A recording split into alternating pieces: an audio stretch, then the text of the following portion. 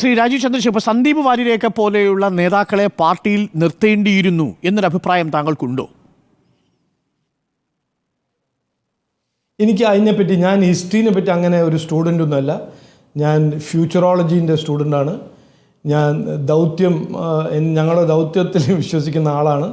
അതുകൊണ്ട് എന്ത് നടന്നു, എപ്പോൾ നടന്നു, ആര് ചെയ്തു, എന്ത് ചെയ്തു, അതിൽ എനിക്ക് ടൈമില്ല. ഞാൻ പോകാൻ ഒരു കാര്യം കൂടി ശ്രീ രാജീവ് ചന്ദ്രശേഖർ, കേരളത്തിലെ രാഷ്ട്രീയത്തിൽ പലപ്പോഴും പല സമയങ്ങളിലും പ്രസിഡന്റുമാർക്ക് അഭിപ്രായം പറയേണ്ടി വരും. ഓരോരോ രാഷ്ട്രീയ വിഷയങ്ങളെ രൂപപ്പെട്ടു വരും. അപ്പോൾ താങ്കൾ പ്രത്യേകിച്ചൊരു ദേശീയ പെർസ്പെക്റ്റീവുള്ളൊരു നേതാവാണ്.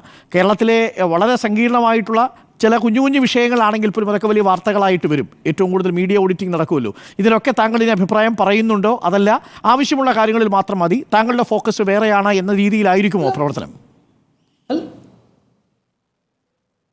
അല്ലല്ല, പാർട്ടിയിൽ എത്രയോ നേതാക്കന്മാരില്ലേ. അപ്പോൾ അത് പാർട്ടിയിലെ നേതാക്കന്മാർ ഏതാ ഇഷ്യൂ, ആരാണ് റെസ്പോണ്ട് ചെയ്യാൻ പോകുന്നത്, അവർ റെസ്പോണ്ട് ചെയ്യും. ചിലത് ഞാൻ റെസ്പോണ്ട് ചെയ്യും. അങ്ങനെ എല്ലാത്തിലും ഞാൻ മാത്രമേ റെസ്പോണ്ട് ചെയ്യുന്നു അങ്ങനെയല്ലല്ലോ. ഞങ്ങൾ BJP നാഷണൽ പാർട്ടി ആണെങ്കിലോ, BJPയിൽ ഏതെങ്കിലും സംസ്ഥാന പാർട്ടി ആണെങ്കിൽ പ്രസിഡൻറ്റ് മാത്രം എല്ലാം പറയും, പ്രസിഡൻറ്റ് മാത്രം എല്ലാം തീരുമാനിക്കും. അങ്ങനത്തെ ഒരു സംവിധാനമല്ല ഞങ്ങളുടെ പാർട്ടി.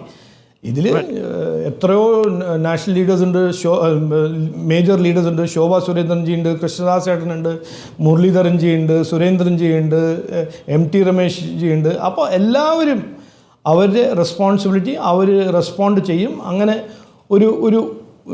ഒരു ടീം വർക്കായിട്ടാണ് ഈ പാർട്ടി മുമ്പോട്ട് പോകാൻ പോകുന്നത്. Shri Rajeev Chandrasekhar, Christian vote bank വളരെ നിർണായകമാണ്.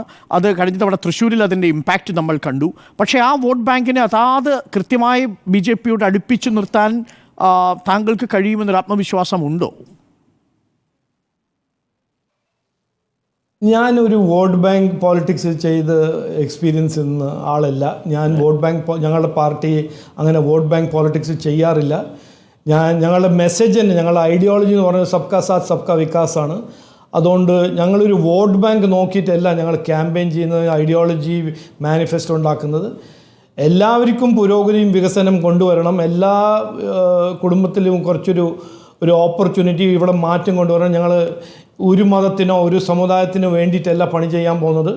അതുകൊണ്ട് ഞാൻ ഈ വോട്ട് ബാങ്ക് ക്വസ്റ്റ്യൻസ് എല്ലാം എനിക്ക് ആൻസർ ചെയ്യാൻ ഒരു താല്പര്യമില്ല. That's message, RC.